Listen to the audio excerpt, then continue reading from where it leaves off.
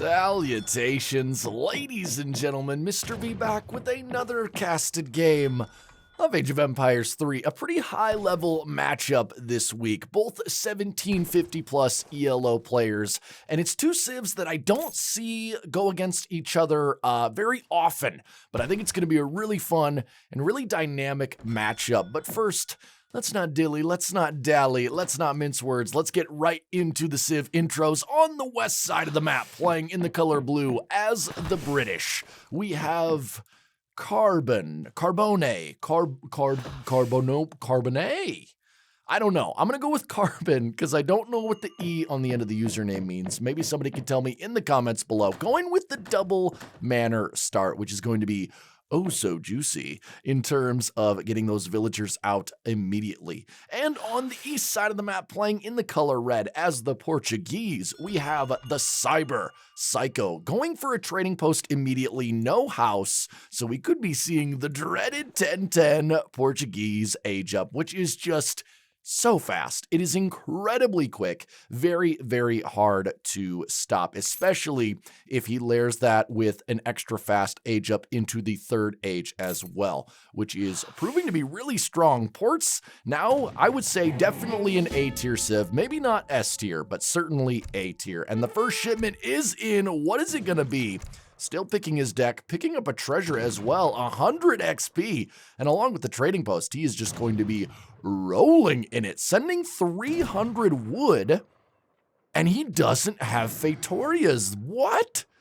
The blasphemy from Cyber Psycho. No Fatorias, which is the new DE port card, which has made them so strong, the resource trickle, but he's sending the 300 wood. And along with ATP, we could be seeing some greedy trading post play. I think it's definitely in the works. Certainly don't think he's going to use that wood for a house or a market. I think he's going to eat up this TP line as quickly as possible, which against Brits, I think that's a smart play. Usually Brits aren't going to contest the trading post line, so he might be able to get away with this scot-free. And meanwhile, looks like Carbon picking up the 80 wood, going to be excellent for him. And I think he's going to be wanting to slam down as many manors as possible. A very, very traditional British deck for 1v1 supremacy here.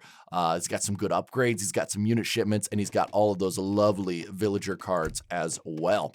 So both players now going up to the second age, and Cyber Psycho decisively ahead thanks to the 10-10 age up. But we do have to point out Carbon is currently at 17 villagers. Meanwhile, Cyber is only at 10. But getting down a second and even a third trading post. Cyber, you cheeky devil. And that is the power of the 300 wood. Not one of the best cards because compared to a card like 300 villagers, right? It just doesn't add up. But, for a civ that doesn't have it, like Portugal, they can't send the 3 villagers. Maybe 300 wood is an alternative. I don't see a lot of civs use it. Sometimes you'll see it in more aggressive civs like Russia, though even with Russia, it's kind of rare. Seeing Carbon put down a manor here, I really like this play because there are only 3 crossing points on this map. 1, 2, 3. And putting manors here is going to mean he's going to have excellent vision of anything trying to cross over. And maybe he's a little bit worried about pressure. Maybe he wants to see where that first Portuguese town center is going to be laid. And immediately going to the other side of the map. So he's going to see this town center here. Yes, okay. So they have spotted each other. Oh no, a villager attack has been commenced. But definitely not going to take out that town center. Where are these villagers going? Are they going to lay down a forward base? Oh, we have a barracks, ladies and gentlemen. So we're going to be seeing some aggressive play from Brits and aggression from ports as well. So both Cyber Psycho and Carbon going with a forward base option. And meanwhile, the outpost, that's going to get laid. Where is it going to go? It's run into the foundation of the Portuguese town center and barracks here. He's gonna oh, can't talk. He's gonna want to get that up as quickly as possible. Meanwhile, Cyber immediately following up with the Team House of Braganza, which makes all trade route upgrades absolutely free in any age. That is disgusting.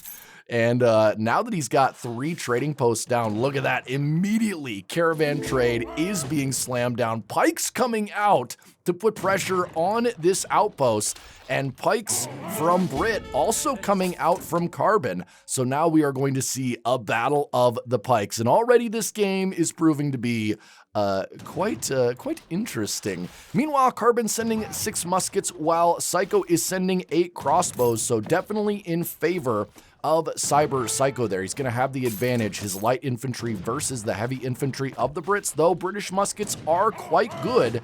And the outpost now looks like it might go down here. It looks like the Pikes have the local advantage, 7 Pikes versus 5. And we do have to consider the town center fire, though there is only 1 villager in it. But the resources coming from this trading post are going to be absolutely insane. All 4 trading posts now going down. They have the caravan trade upgrade and now all on food.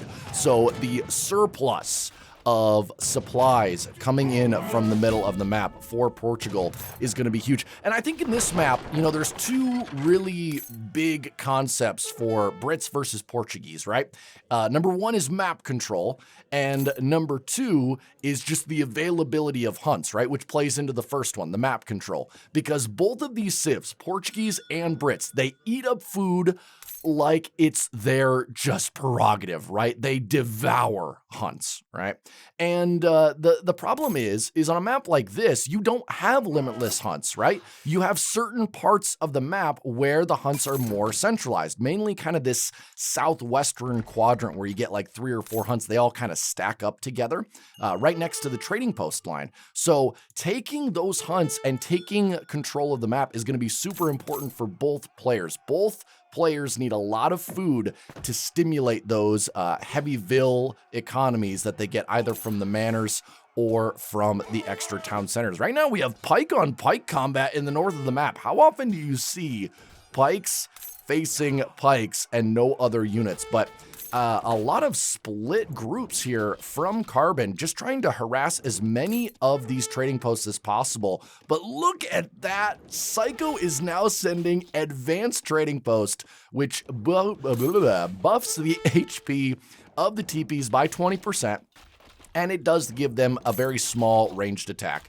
And now he's got all of his trading posts set to wood, so we could see a huge Expo / Pike spam. And Expos are the perfect thing to deal with the Musketeers and the Pikes coming out from Carbon right now. Although he is mixing in some longbows, and if they're allowed to sit back and do their insane DPS, longbows will be Pikes, and they will be Expos. Obviously, they'll be Pikes. Wow. Fact of the day, guys. Longbows beat Pikes. Meanwhile, ooh, looks like we have a dead explorer down here. David Burrow, who is in fact a woman, has fallen. But look at these pack camels. They move so quickly. And I'm a little bit worried for Carbon here. A, because he's definitely kind of conceded the middle part of the map to Psycho, except for this area where he's got a lot of villagers on food, and there's going to be more. And the other thing is that he's letting so many resources pour in from these 4 trading posts. Actually 3. He did manage to take 1 down, but it looks like this group of Pikes is going to be lost in exchange. So, I mean, a decent trade, but when he's got 3 other villagers... Oh no, we have the double Pike sandwich! Look at that. And here I was saying that bows beat Pikes, but not when the Pikes are allowed to get within close range. And so these Expos might actually go down, but they are doing a decent job kiting. I think this is going to be a pretty equal trade, right? Pikes and bows cost the exact same. But the thing I was going to say is, you know, when you have so much wood coming in, losing one of your trading posts isn't that bad because the other 3 are going to pay for it almost immediately. And he followed that up with 700 wood, now sending 700 coin, and it looks like he's macroing 4 in age 3. Meanwhile, Carbon is nowhere close to age 3. He has been spamming out the manor shipments, right? 700 wood, 600 wood, 4 vills. He's currently at 190 manor population, 48 vills to Psycho's 30. So huge villager advantage. So we have 2 really, really powered up economies, one by villagers, the other by trading posts. So I think it's all going to come down to tech here. I think whoever takes the tech advantage is going to be the one that kind of breaks the stalemate. And oh, wow, holy cow. That town center does double damage versus enemy villagers. So Carbon's going to have to be very, very careful here. And he's going to have to come up with some sort of plan to break this middle hold if he wants to safely gather hunts in this area. Meanwhile, more groups of muskets and pikes. And this is such a weird forward base here. For Carbon. It's so far away from his own villagers. And he's not trying to harass the main town center because there's just not a lot here to harass. And this many muskets are not going to pull down a town center by itself, especially not with Minutemen coming out. And I think he's just content to continue sieging these trading posts. But with the ATP card, it's not like he can quick run over and tear one down, right? He's got to commit a lot of time. And that time is buying Psycho the chance to get up to age 3. He's almost halfway aged already. And once he gets to age 3, he's going to have organ guns, he's going to have Cassadors, he's going to have Dragoons, he's going to have all the tools needed to deal with the British player, and he's going to have an extra town center. So if he can continue to defend these trading posts, and then maybe in age 3, switch them all to coin and just pump out Dragoons, it could look really, really bad for Brits. But he does have a decent army here. We do have to remember that Cyber is no longer investing in military, so 13 musks, 7 longbow. That is enough siege damage to reasonably pull down a TP. And he also has another group of pikes. There's so many pikes running around the map and making more pikes. I'm a little bit worried about how much he's investing in the second age. It does look like he might be macroing for age 3. He's sending 700 coin now. I'm not sure. I don't know what he's trying to do. Third town center now coming down, and it's such a forward position for Psycho. Is he going to get away with it? Is the town center going to go down? He's got Minutemen, and he's got a few muskets of his own. I think it's going to stay safe. Yeah, oh man, Carbon taking a lot of free damage there. His units just kind of being run around. I don't know if that was a miss micro or if that was just some bad pathfinding for the units.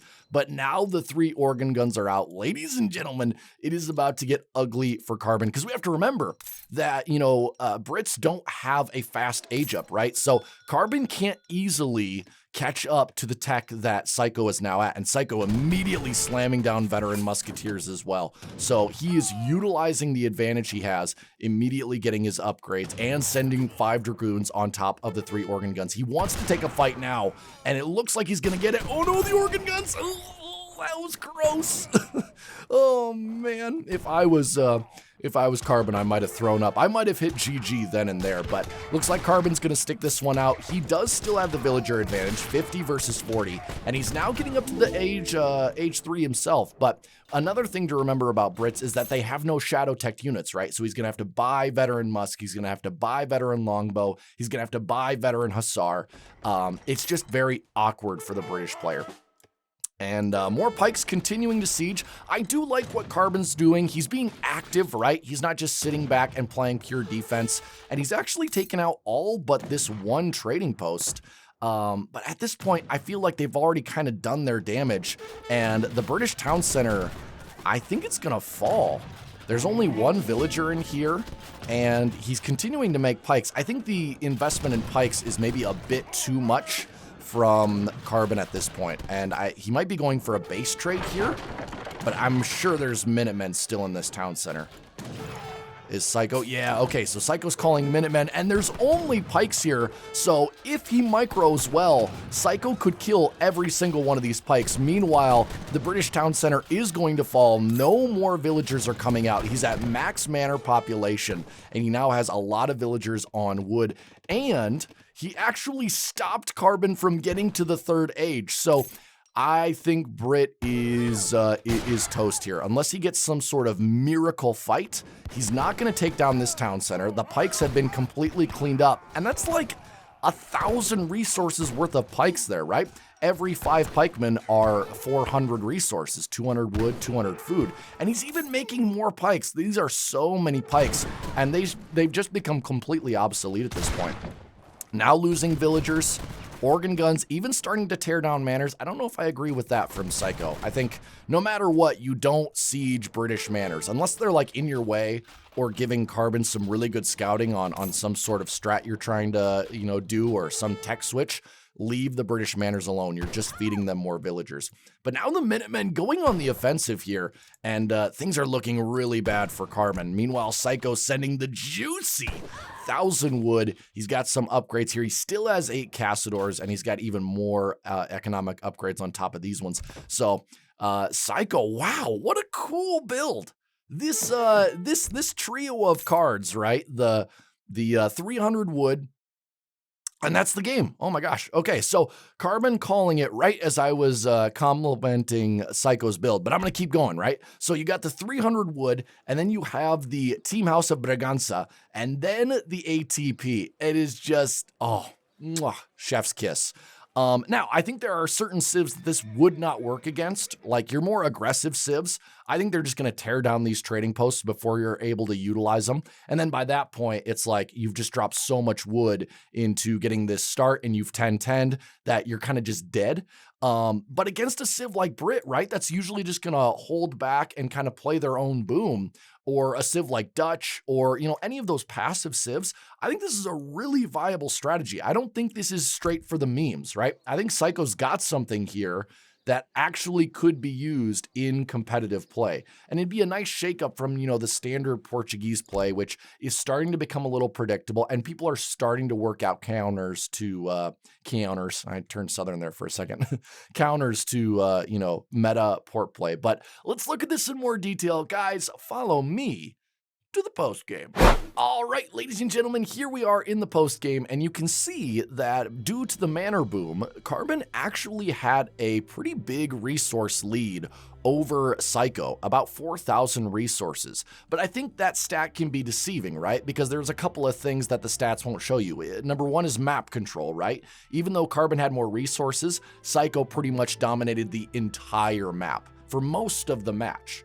And then the second thing is just the utilization of those resources, right? So yeah, he collected a ton more wood, but he dumped a lot of that wood into pikes that just immediately died to Minutemen. And yeah, they killed a couple of trading posts, but besides that, they weren't a lot of military value. And then the other thing that it doesn't show is the tech, right? So once Cyber Psycho got into Age 3, we can see Carbon, yeah, he had about 40 more military units, but the units that Cyber Psycho started making were just that much more effective, right? Dragoons, organ guns, they're not going to show up here, but they are going to show up here. 123 unit kills for Portugal and only 49 for Brit. Portugal is just a tough civ to beat, right? They can dominate so much of the map, and they can do it so quickly, and it's really at no loss to themselves because they don't have a 3 villager card, and they can catch up really easily with their extra town centers. So yeah, I think as, you know, people evolve more and more and more, I think they're going to start finding more and more answers to this Portuguese play, but it is certainly strong. I wouldn't say it's the strongest, you know, with the United States the way it is, but it is certainly still very strong. And when we go to the military unit population, yeah, look at this. Carbon had the advantage, but so many of those units were pikes and H2 muskets, and they just got obliterated, you know, once Psycho entered Age 3, and he got those really, really juicy units. But I hope you guys enjoyed that game. That build was so much fun to watch.